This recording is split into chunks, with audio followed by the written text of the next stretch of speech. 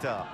Keita qui écarte à droite et qui joue avec Sango. Le centre de Sango directement dans les buts. Un centre-tir qui a complètement surpris Pont-de-Mai. Et c'est Cholet, ici, après 14 minutes, qui mène sur la pelouse de Chambly, 1-0. Crillon. Pour Guézoui, la déviation de Guézoui, c'est bien fait. Oh, quelle occasion encore ratée. Et l'égalisation, il a suivi. Guézoui, il est arrivé à mettre ce ballon au fond du filet pour l'égalisation, un but partout. À la grande joie des supporters camblisiens. Et juste avant la mi-temps, ils reviennent dans la partie, les joueurs de Chambly. Et ce match qui est relancé. On l'a toujours dit, hein, il y a toujours des matchs spectaculaires entre ces deux formations. Guézoui, encore une nouvelle fois, et Correa. Et le deuxième but, coup sur coup.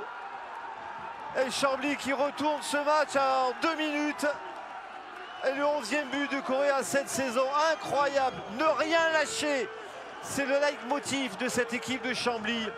Et ils viennent de le confirmer en cette fin de première période en inscrivant 2 buts en 2 minutes. Darabé qui nous a gratifié encore d'un geste exceptionnel. Attention, ce ballon pour Hicham Lab à l'entrée de la surface de réparation qui va décaler. Clayvin Serrel et l'ouverture du score. C'est son premier but à Clayvin Serrel cette saison. C'est son premier but depuis le 4 août 2017. Il n'avait plus marqué depuis la première journée la saison passée. Doté d'une grosse frappe aussi Kelly Rep et surtout d'une belle passe là-bas. Et pour Anthony Boeuf qui vient jouer ce ballon taclé. Et il y a une faute. Ah, ce sera un jaune. Ce sera un jaune à moindre mal. Ah, c'est. Ah, il lui met rouge. Et il lui met rouge. Ah, il lui met rouge, ouais, forcément. Comme on avait pu l'annoncer, voilà, carton rouge pour Anthony Boeuf expulsé. Première du coup de. Balle qui est menée à Dunkerque. 1-0. Et Lyon-Duchère qui n'en profite pas. Pourtant, c'est l'égalisation. Incroyable. Superbe but de Mathieu Ezekiel, absolument phénoménal. Vraie patte, depuis le début on en parle, mais c'est vraiment. C'est son 4e but, son 3e but de la saison, 4e même.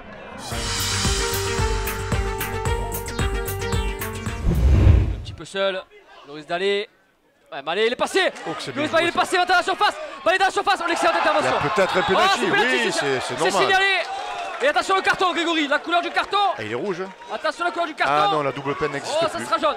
Ça sera jaune. Par contre, quelle action de génie de Joris Malé. Bruf pas face à Salamon. Monsieur Keradji, Bruf face à Salamon. L'arrière de but. Et oui, il y est. Et Jérémy Bruf. L'ouverture du score ici. À cet Exupéry. À un bon moment en plus, juste avant la mi-temps. Attention, le corner de Simon Dia. C'est encore toujours bien aussi tiré. bien frappé. La tête et l'égalisation. Et l'égalisation dans le temps additionnel de Pires. Ça fait un but partout. Et Grégory doit sentir venir. Faire attention pour Marignane. Il a peur de ses poteaux. Zedatka face à Manura. La main, elle n'est pas signalée. C'est dans le jeu, Zedatka. Pour penalty, la frappe. Et le deuxième but. Et c'est mérité pour Joris Malé. C'est mérité, c'est lui qui avait provoqué le pénalty en première période et c'est lui qui marque le deuxième but pour Marignane.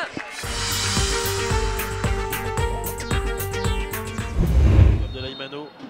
Et alors finalement, Aziz Dachour, c'est bien fait. Attention, le ballon qui va peut-être revenir derrière. Et l'ouverture du score. L'ouverture du score, justement, on en parlait il y a quelques instants pour la formation de Drancy. Ça fait 1-0, il me semble que c'est Aboubacar Koné. Et jouer sans lui. Avec Rémi Boissier au deuxième poteau, c'est touché la tête, ça va revenir avec le bel arrêt et l'égalisation. L'égalisation directement du Mans FC, signé Vincent Créin, le meilleur buteur de l'histoire des 101, va marquer son 9e but de la saison.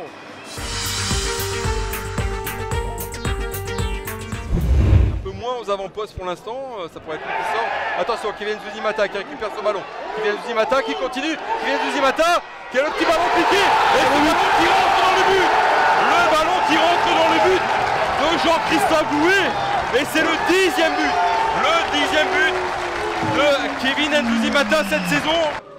Le ballon devant, le ballon dans la boîte. Attention à Robic. Robic rien dans la surface. Robic qui est toujours en possession du ballon. La tête d'Endilou. Il n'y a pas de faute, dit monsieur l'arbitre. Et on continue avec les joueurs Lavallo, toujours en possession du ballon. Alexandre Vincent et monsieur l'arbitre qui désigne le point de pénalty après cette faute de Nicolas Brunel. Ndilou, c'est parti, il frappe Laxane Maraval. Superbe intervention d'Axel Maraval qui parvient à garder son but inviolé. Ouais, ça sera sans doute l'action du match. Ah, forcément, il y a une montée d'un côté et un maintien de l'autre. C'est le deuxième carton jaune pour Aliounba.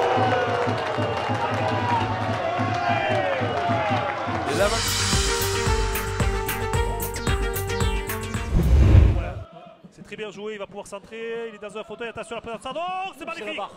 Oh, sur la barre! Incroyable occasion. Grosse occasion là pour. N'attendent pas pour les remises en jeu en touche et voilà, ça crée des espaces. Là, on sait qu'il ouais, Boisgartil, attention, il va se position de tir. C'est magnifique! Mais quel but de Vincent Thiel encore une fois! Cette fois-ci, il est dedans, en forme internationale, le jeune meneur de jeu du Pau FC qui ouvre le score ici, 27e minute de jeu. Vincent Thiel ouvre le score 1-0. Récupérer ce ballon, il peut trouver une solution. Thiel, voilà, il est touché. Maintenant, le petit feu follet palois, il peut y aller tout seul. Il n'y a personne devant lui. Il va peut-être tenter une frappe. Il y va tout seul. Il a bien joué. Il a bien vu côté droit, il est tout seul. Et c'est tiré. Et c'est but! Et le but du break pour le Pau FC, juste avant la pause. Encore une fois, Vincent Thiel à la baguette. Ah ouais, puis il a trompé tout son monde, il regardait à gauche, il regardait à gauche, et il a mis à droite. Même en étant bousculé. Oh, c'est bien joué, attention. Contrôle, ça, magnifique. Derrière, la passe peut-être peut le décaler, Namé.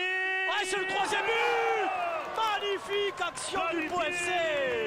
Plein du pied de Namé. Lui qui faisait une drôle de deuxième mi-temps, et il est récompensé 3-0. 77e minute de jeu ici pour le Pau FC. Devant leur adversaire du soir. Attention, Gay qui est parti, tout seul, ça va être le but. Georges, le quatrième. Ils prennent l'eau, les 4-0. Ça va trop vite. Attention, attention, ça commence à faire beaucoup.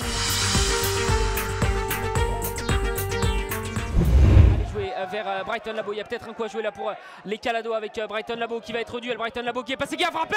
Oh, la parade de Rifi Mandanda et Céline Lem. Et l'ouverture du score pour les Caladois. Et c'est Céline Lem qui vient ouvrir le score. Personne n'avait suivi. Première accélération des Caladois. On entend les Boulonnais qui sont mieux rentrés dans ce second acte, qui font un petit peu le siège de la surface de réparation de cette équipe. Cette frappe là de Saïdi Daza et l'égalisation. Ils ont profité de leur domination. On vous disait qu'ils faisaient le siège de la surface de réparation caladoise et l'égalisation sur cette frappe du serial buteur. On vous disait que c'était un très bon coup. Ballon, c'est Lem qui fait lui aussi une grosse partie. C'est Lem qui peut servir dans la surface de réparation. Il y a du monde. Et le but caladois. Le deuxième but caladois. Et il est signé Nicolas Burel sur un exploit de Brighton Labo. C'est Nicolas Burel qui a marqué le deuxième but pour Villefranche-sur-Saône. Avec beaucoup de défis physiques. Attention, ce ballon dans l'espace. Oui, le bon ballon là peut-être pour Florian David. Et bravo! Le but de Florian David qui nous a surpris sur ce long ballon par-dessus la surface de monsieur Jérémy Mello. Et c'est Florian David qui a pris le dessus sur la défense centrale de Concarneau. Tête, non, c'est dégagé. C'est dégagé par les Bretons. C'est Florian David qui la remet dans la boîte. Le ballon pour... Et le but! Et le but! Le but d'Alexis Peyrelade. C'est le second poteau sur cette place de Florian David. C'est Alexis Peyrelade qui vient doubler la mise. On va pas... On a assez coaché Grégory pour pas jeter la pierre sur le technicien breton. Et alors c'est un rouge. Oh là là, un rouge sur ce mauvais geste de Joris Gouache sur Johan Roche. C'est un rouge. Non, c'est coupé, c'est direct. Et c'est contré le poteau. Là, ça va être un centre, peut-être le ballon et le but. Et le but de Alexandre Oliveira sur ce centre en retrait de Marouane Elaz.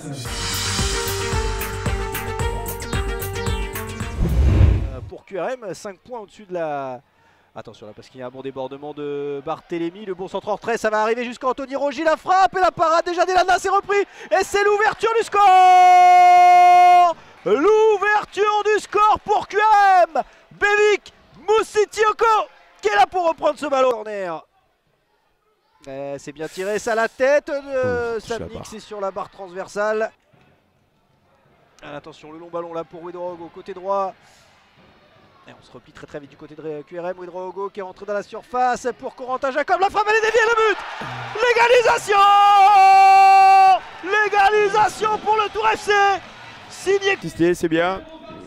Les efforts ont été récompensés sur cette égalisation. Il reste encore un peu plus de 5 minutes avec les arrêts de jeu.